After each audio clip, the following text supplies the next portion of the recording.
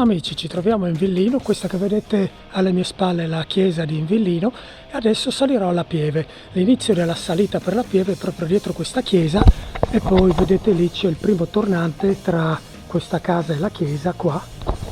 Lì appunto è il primo tornante. Non è una salita molto lunga, però se fatta di corsa come voglio farla io è un po' faticosa. Adesso saliremo su, non mi fermerò perché il mio obiettivo di oggi, la mia meta è diversa, ma visto che passavo qui e che è più di un anno che non ci salgo, ho deciso di fare una salitina su a vedere com'è la situazione, a fare un po' di salita dura. Bene, partiamo.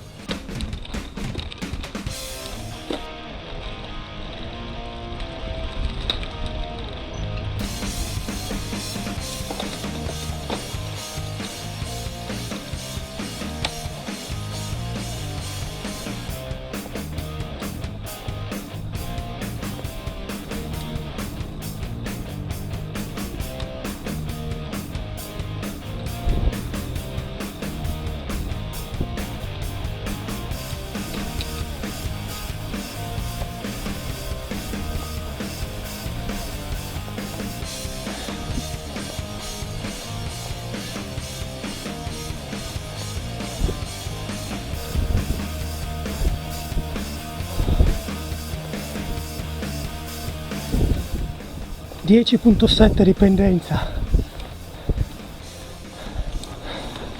Adesso c'è la curva, poi c'è una pendenza ancora un po' più forte.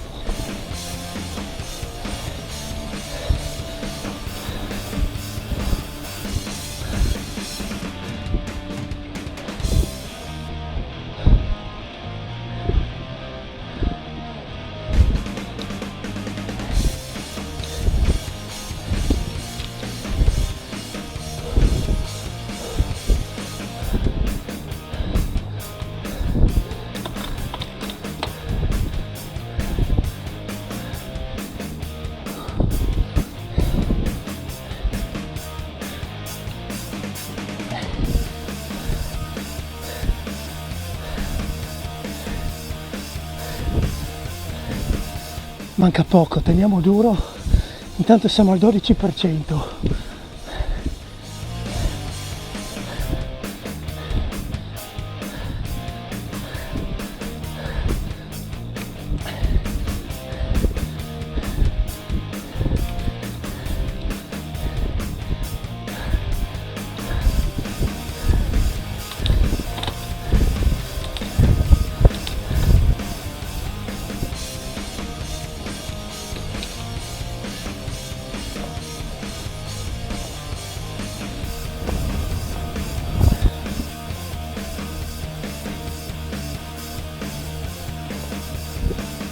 Siamo arrivati, abbiamo un po' di fiatone, ma abbiamo fatto una tirata in salita. Dopo controllerò se ho battuto il mio record.